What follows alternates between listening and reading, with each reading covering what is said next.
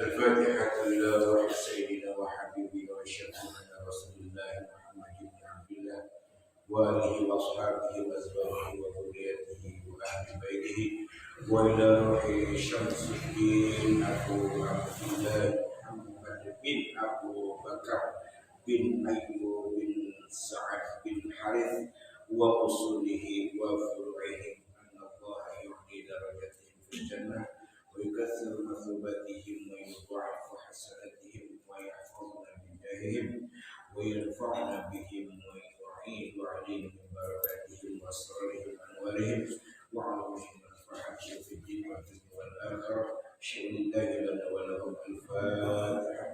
أعوذ بالله من الشيطان الرجيم. بسم الله الرحمن الرحيم. الحمد لله رب العالمين الرحمن الرحيم مالك يوم الدين إياك نعبد وإياك نستعين صراط المستقيم صراط الذين أنعمت عليهم غير المغضوب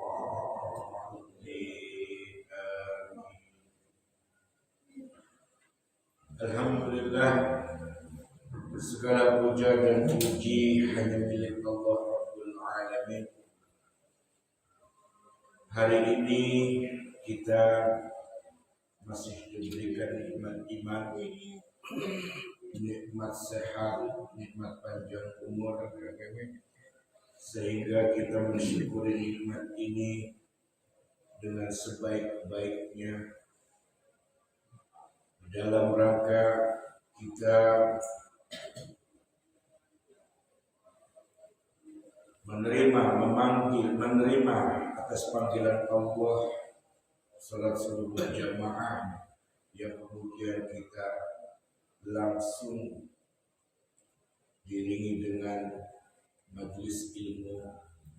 Mudah-mudahan amal ibadah kita diterima oleh Allah Subhanahu wa taala.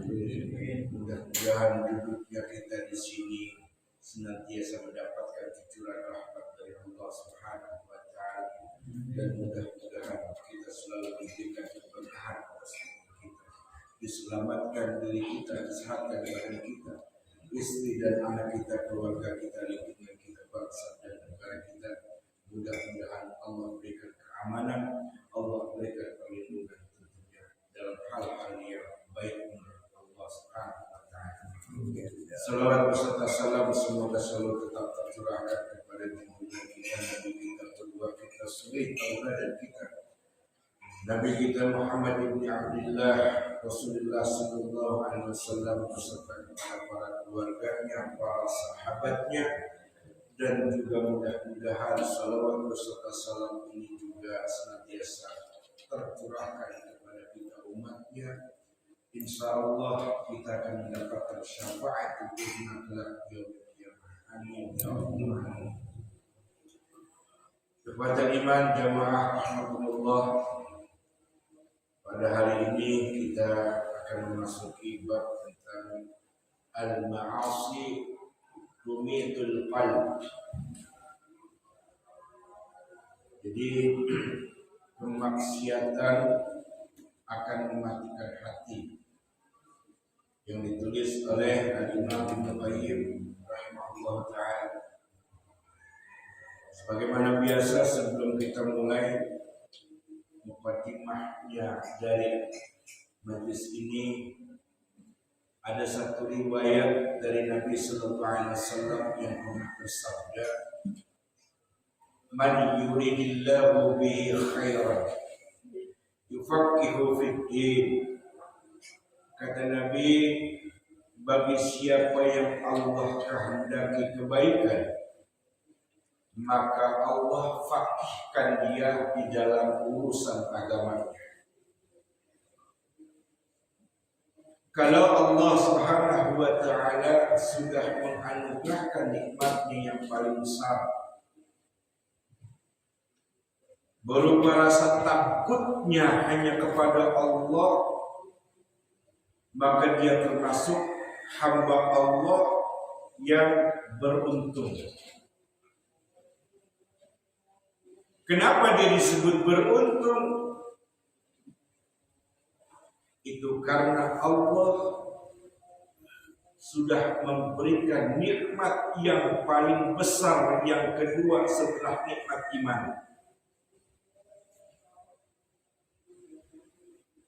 Kepada diri seseorang yang dikehendaki baik oleh Allah Subhanahu wa taala. Dia enggak akan mudah melakukan keburukan.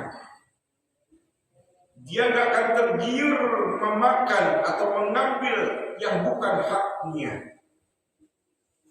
Sebaliknya dia senantiasa selalu terdorong jiwanya, dirinya untuk selalu menjalankan ketaatan dan ketaatannya hanya kepada Allah Subhanahu wa taala. Itulah yang disebut faqih. Yang disampaikan oleh Nabi sallallahu alaihi wasallam, dijelaskan oleh ulama tentang hadis itu. Faqih adalah suatu nikmat yang paling besar yang Allah berikan kepada seorang hamba yang diberikan kehendak baik oleh Allah. Maka dia senantiasa selalu berusaha menjaga keimanannya, menjalankan ketaatannya kepada Allah di atas tuntunan sunnah Nabi Muhammad SAW. Dirinya, kalbunya gak pernah tergiur untuk mengambil yang bukan haknya. Banyak orang yang merasa bangga karena dia bisa menjaga sholat tahajudnya. Banyak orang yang merasa bangga karena dia bisa menjaga sholat fardunya. Karena dia yakin sholat fardunya dan sholat tahajudnya itu akan mengangkat derajatnya dan akan memuliakan dirinya. Tapi sayang, sungguh amat sangat disayang, sangat sedikit orang yang menyadari. Sangat sedikit di antara umat Islam yang dia pelaku salat tahajud, yang dia pelaku salat wajib. Sedikit di antara mereka yang menyadari pentingnya duduk di majelis ilmu.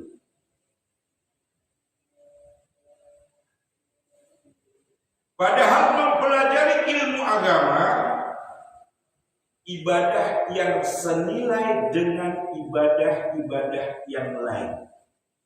Bahkan kata para ulama, menuntut ilmu, mempelajari ilmu agama, mentadabburi ilmu agama, itu senilai derajatnya dengan sholat tahajud. Senilai dengan salat tahajud derajatnya.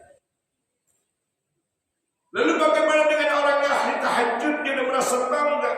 Yang salat fardunya dia kerjakan, salat dia merasa bangga.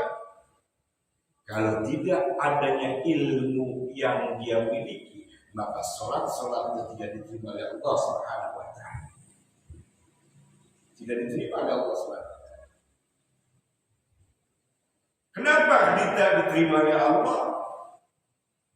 Karena dalam sholat itu ada ilmu yang harus dia miliki. Dalam setiap ibadah kepada Allah harus ada ilmu yang dia miliki. Rasulullah SAW pernah bersabda, "Talabul ilmi fardhatun 'ala kulli muslim."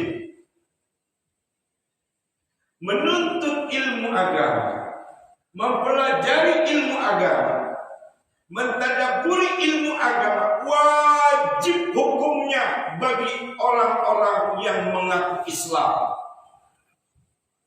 Wajib hukumnya.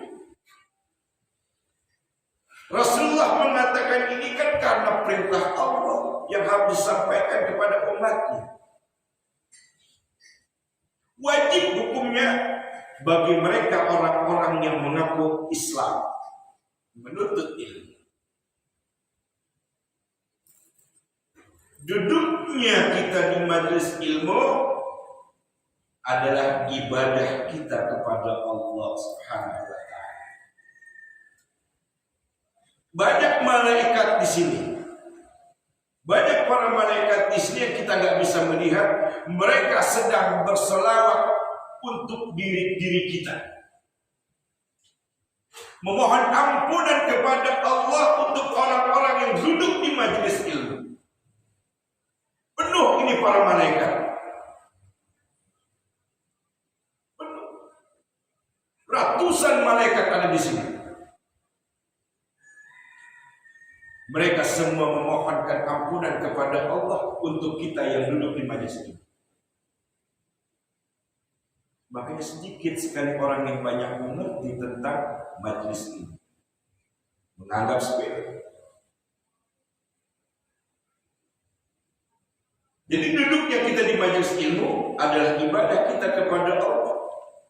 Bila kita ikhlas, kita ridha datang dan duduk di majelis ilmu karena mengharap ridha Allah, bukan karena ingin melihat sosok siapa yang menyampaikan ilmu, maka ilmu yang dia dapat itu di duduknya di majelis ilmu itu menjadi berkah buat dirinya. Duduknya dia di majelis ilmu, datangnya dia ke tempat majelis ilmu bukan karena melihat sosok siapa yang menyampaikan ilmu. Dia ikhlas mengharap ridha Allah, dia pengen supaya amal ibadahnya diterima oleh Allah. Maka ilmu yang dia dapat dari seorang guru itu akan meresap pada dirinya, akan menjadi berkah dan tidak akan mudah hilang dari dirinya. Itulah sebabnya Nabi pernah bersabda, perhatikanlah apa yang disampaikan, kata Nabi SAW. Jangan memperhatikan siapa yang menyampaikan. Di sini yang kedua, poin yang kedua, banyak orang di antara yang mengaku Islam hanya melihat sosok siapa yang menyampaikan, tapi tidak mengambil ibrah dari apa yang disampaikan. Sini, poin yang kedua. Itulah maka sebabnya di saat kita duduk di majelis ilmu, benar-benar diri kita, jiwa kita berharap ingin mendapatkan ridha Allah, maka ilmu yang dia dapat dari setiap majelis itu akan selalu ada pada jiwanya, dan sampai dia mati pun ilmu itu tidak akan menghilang. Awet. Tapi kalau orang yang hanya sebatas melihat sosok siapa yang menyampaikan, atau hanya karena keterpaksaan dia datang di majelis ilmu karena seseorang, maka ilmu yang dia dapat dari majelis ilmu itu, ketika dia keluar dari majelis ilmu itu akan lupa, nggak akan ingat. Karena apa? Ilmu itu jodoh-jodohan. Ilmu itu bisa menjadi jodoh kepada jamaah yang hadir duduk di majelis ilmu. Kalau dia nggak jodoh dari Allah, nggak ridho, maka ilmu itu nggak akan masuk. Nggak akan masuk. Ikhwatul iman, rahimakumullah jami'an. Al-ma'asi tumiyatul qalb. Kemaksiatan akan mematikan hati. Seseorang yang apabila dirinya nggak pernah berusaha untuk meninggalkan kemaksiatan, nggak pernah melawan hawa nafsunya, meninggalkan sholat maksiat, melakukan hal-hal yang buruk maksiat, nongkrong gak karuan maksiat, main catur, main gaple, main remi maksiat. Kalau orang itu gak berusaha untuk kemaksiatan itu, maka lambat laun hatinya akan mati. Hatinya akan mati. Sebab kemaksiatan itu akan merubah jiwa-jiwa seseorang yang sudah tidak lagi memiliki kehormatan jati dirinya. Kita lihat orang-orang yang hobi minum khamr. Kita lihat orang-orang yang hobi narkoba. Kita lihat orang-orang yang hobinya mencuri, korupsi, memanipulasi. Itu perbuatan-perbuatan maksiat. Itu orang-orang yang nggak punya jati diri. Itu orang-orang yang nggak punya rasa malu. Padahal titelnya bererot. Titel banyak bererot. Duduk di sebuah parlemen, tapi korupsi berarti dia nggak punya rasa malu, nggak punya jati diri. Bahkan dia menjatuhkan harga dirinya hanya demi segelintir uang. Para pemabuk yang suka minum khamar, yang suka narkoba, mereka nggak punya rasa malu dan nggak punya jati diri. Yang hobi berzina, mereka juga nggak punya rasa malu dan nggak punya jati diri. Ini orang-orang maksiat.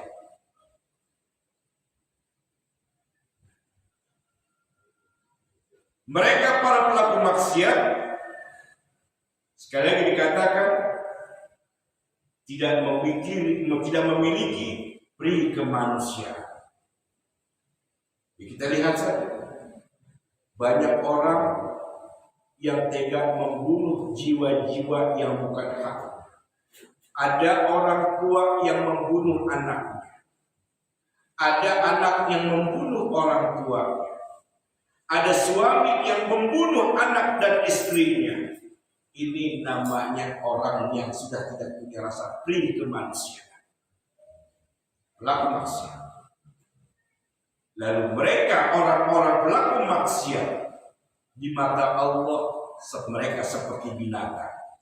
Walaupun kedudukan di dunia dia mulia, walaupun dia punya jabatan, walaupun dia punya tahta, walaupun dia punya harta, tapi kalau dia selalu bermaksiat di mata Allah, dia seperti binatang, bahkan lebih rendah dari binatang.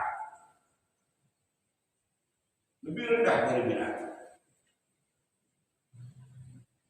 Imam Ibn Qayyim rahimahullah ta'ala berkata, annahu tuf'ifu siral qalbi ilallahi wa darul akhir. Sesungguhnya kemaksiatan itu akan melemahkan hati untuk berjalan menuju Allah dan kampung akhirat. Makanya mustahil, kata Imam Ibn Qayyim, seseorang yang memiliki jiwa ihsan,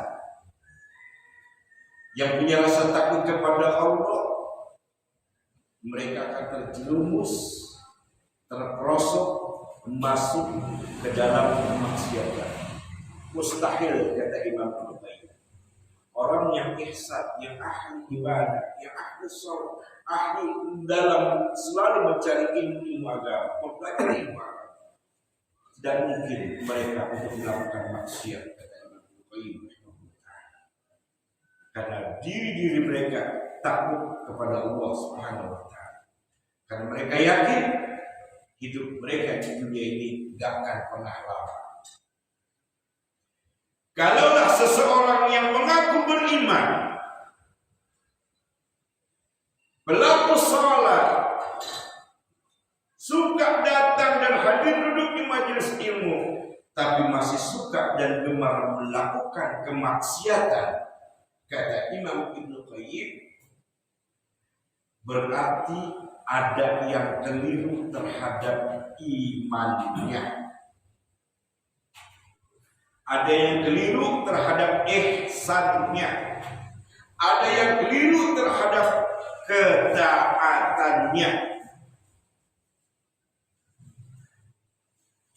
Kemudian kata Imam Al-Qayyim, dampak buruk dari kemaksiatan itu awtu'awilqahu fatuwaqqifahu wa tuqaddi'ahu 'anis syirk.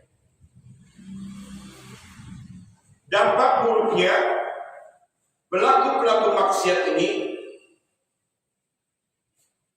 akan terhalang jiwanya menuju Allah. Terhalang.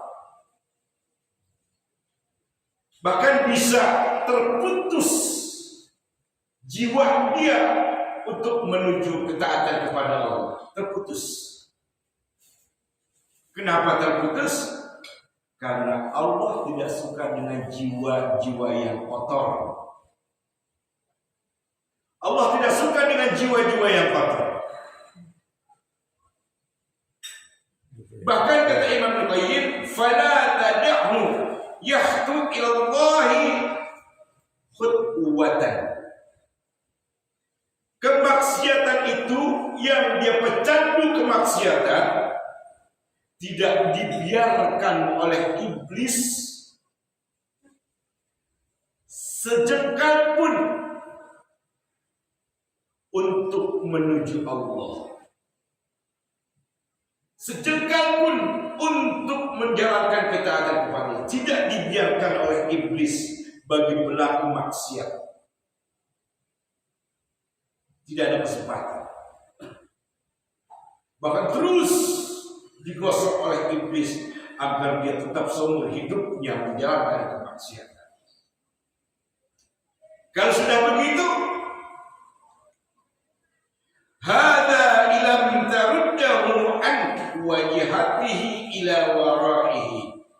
Pecandu maksiat akan dibawa oleh iblis ke nerakanya Allah Subhanahu wa taala. Menjadi teman-teman iblis.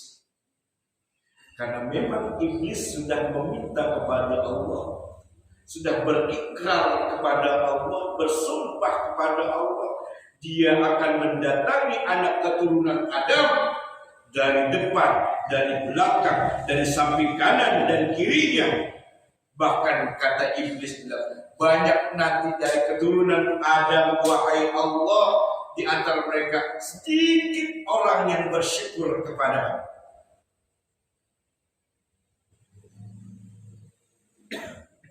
Mereka bilang, iblis ngomong begitu sama.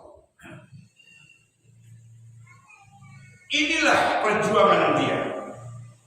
Inilah perjuangan mati-matian iblis karena dendam kepada Nabi Adam alaihissalam. Dia gak senang kalau anak keturunan Adam masuk surga. Dia pengen anak keturunan Adam ini menjadi teman-temannya nanti di neraka. Na'udzubillah. Maka ketahuilah, berhati-hati.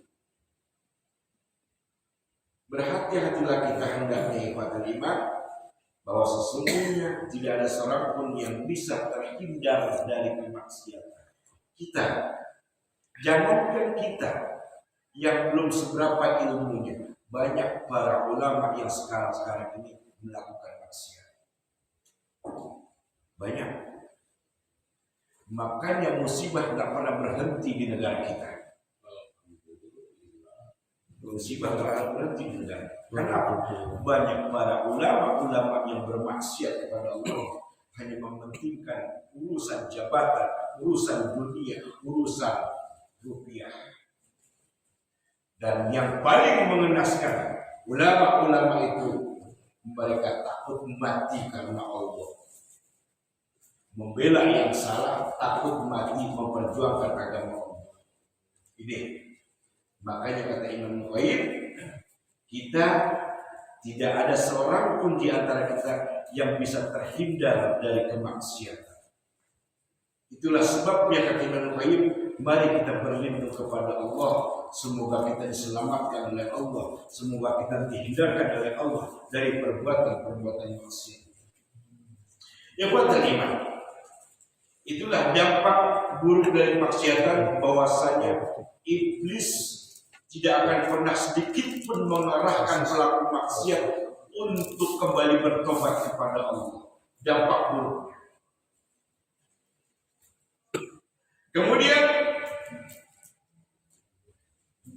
Fazanbu yahjubul wasi. Dosa dari kemaksiatan yang dilakukan oleh pelaku maksiat akan menghalangi mereka untuk menjalankan ketaatan kepada Allah, wa yaqta'u sa'ir, dan memutuskan hubungan seorang hamba kepada Allah, wa yankusu talib, dan menolak permohonan atau permintaan, jadi tertolak. Setiap doanya, hajatnya, niatnya ditolak oleh Allah. Pelaku-pelaku maksiat itu akan menutup jalan mereka kepada Allah dan menghalangi jalan mereka menuju ketaatan kepada Allah. Dan apabila mereka berdoa, mereka punya hajat, punya niat, ditolak, enggak didengarin sama Allah. Bagaimana mau diterima doanya? Baju yang dia pakai dari hasil yang haram, celana yang dia pakai yang luar yang dalam dari hasil yang haram, makanan yang masuk ke dalam perutnya, air minum yang masuk ke dalam perutnya, semua dari yang haram. Bagaimana mungkin Allah akan menerima doanya? Tidak mungkin. Karena Allah membenci orang-orang yang memiliki sifat buruk dan membenci kepada orang-orang pelaku-pelaku yang hobi makan dan minum minuman yang haram, memakai pakaian yang haram.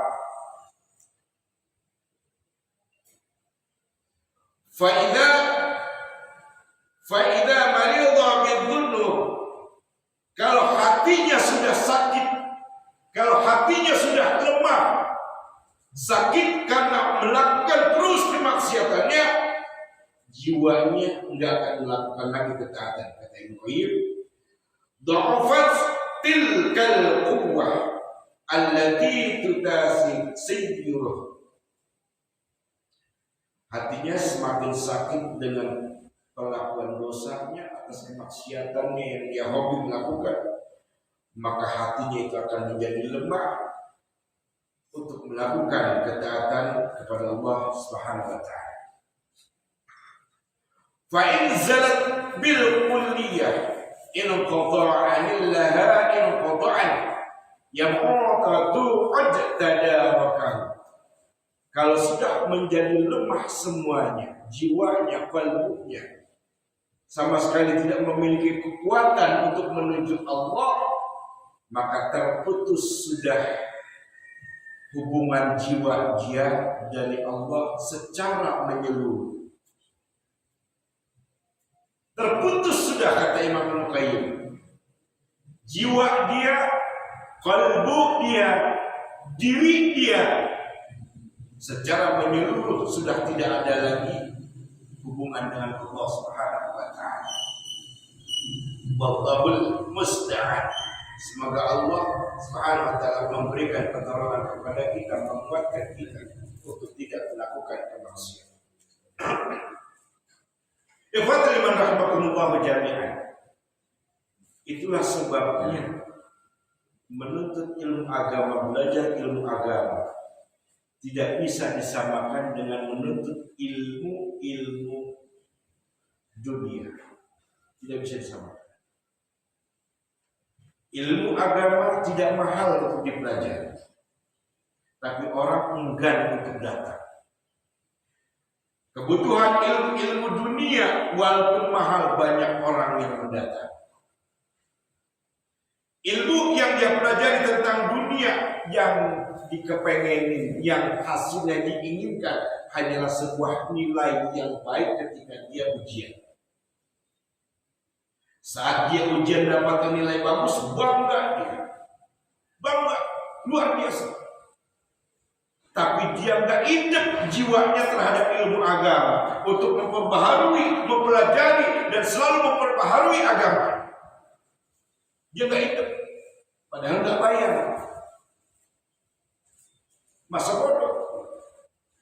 Nah, kalau yang seperti itu akan mudah terjerumus masuk ke lembah kemaksiatan, karena lembahnya iman. Bila iman sudah lemah, hati menjadi sakit. Hati menjadi sakit. Allah Subhanahu wa taala sudah menjelaskan, berulang-ulang kali Allah menjelaskan lewat para nabinya, lewat para rasulnya, lewat para wali-wali Allah yang lainnya. Sudah Allah memberitahukan, mengabarkan tentang banyak kejadian-kejadian yang Allah timpakan azabnya kepada mereka akibat mereka melakukan kemaksiatan. Apa kata Allah? Wa laqad sarrafna fi hadzal qur'ani lin-nas min kulli mathalin. Dan sesungguhnya kami telah menjelaskan berulang-ulang kali melalui Al-Qur'an kepada manusia dengan bermacam-macam perumpamaan yang dulu manusia-manusia zaman dulu melakukan hal-hal yang sifatnya dosa kepada Allah. Wa kana al-insanu aktsara syai'in jadala. Akan tetapi manusia adalah yang paling banyak membantah.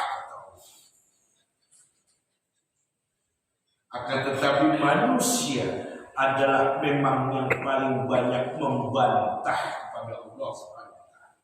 Allah sendiri yang bicara dalam Al-Qur'an, surat Al-Kahfi. Dalam surat Al-Kahfi ayat 55 kalau tidak salah. Sekitar ayat 50. Banyak manusia. Padahal Allah sudah kasih tahu.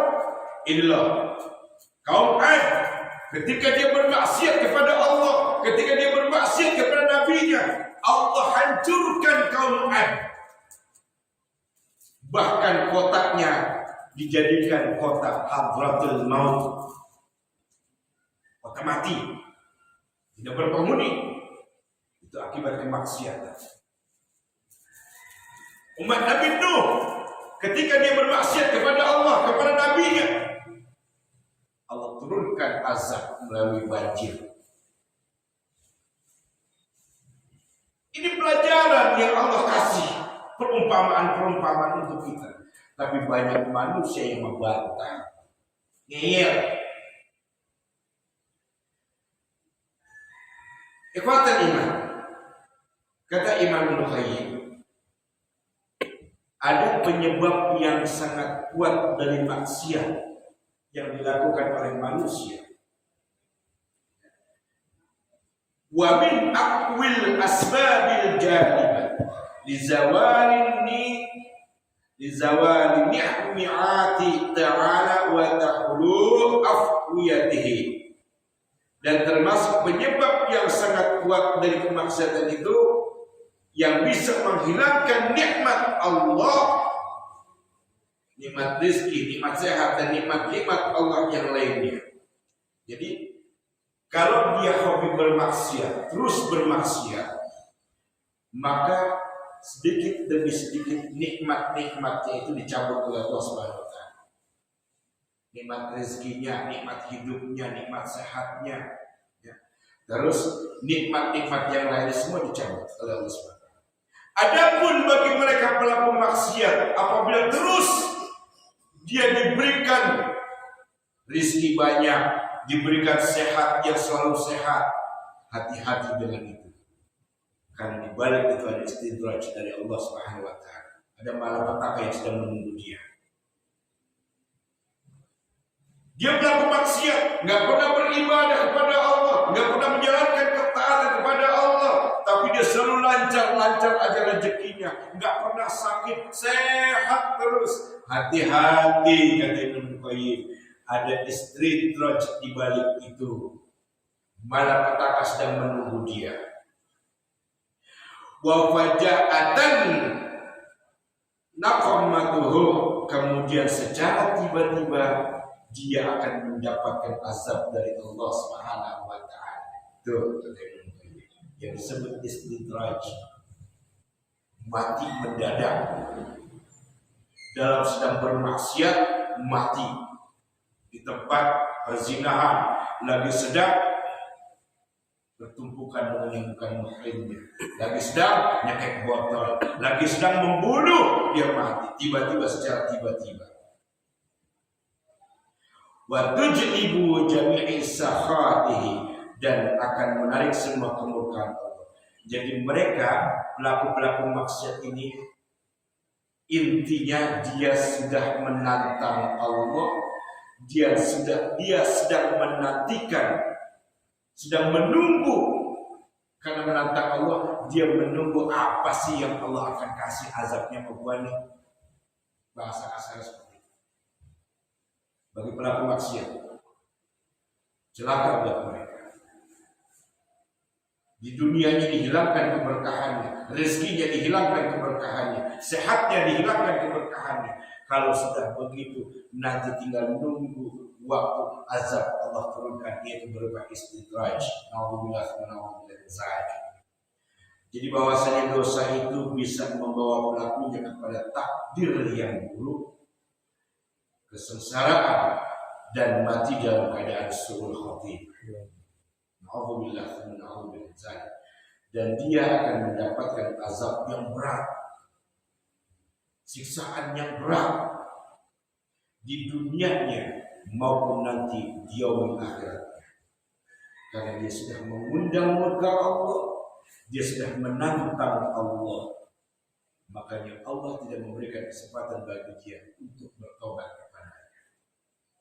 Kalau sudah begitu, celaka dia dan celaka hidupnya dunia dan akhirat. Wallahu a'lam bishawab. Mudah-mudahan ini bermanfaat bagi kita. Mudah-mudahan kita dilindungi oleh Allah Subhanahu wa taala dari perbuatan-perbuatan maksiat. Mudah-mudahan kita dijadikan dalam hamba-hamba yang faqih, hamba-hamba yang diberikan kekuatan untuk jalan ketaatan kita kepada Allah Subhanahu wa taala. Amin ya rabbal alamin. Saya tutup saja, tidak ada pertanyaan yang akan diberikan atau tidak ada sesi tanya jawab. Kita ini sediakan waktu kita terbatas, bersama-sama kita berdoa kepada Allah Subhanahu wa taala. Dan mungkin dari pembahasan ini banyak yang sudah kita lakukan. Al-Fatihah.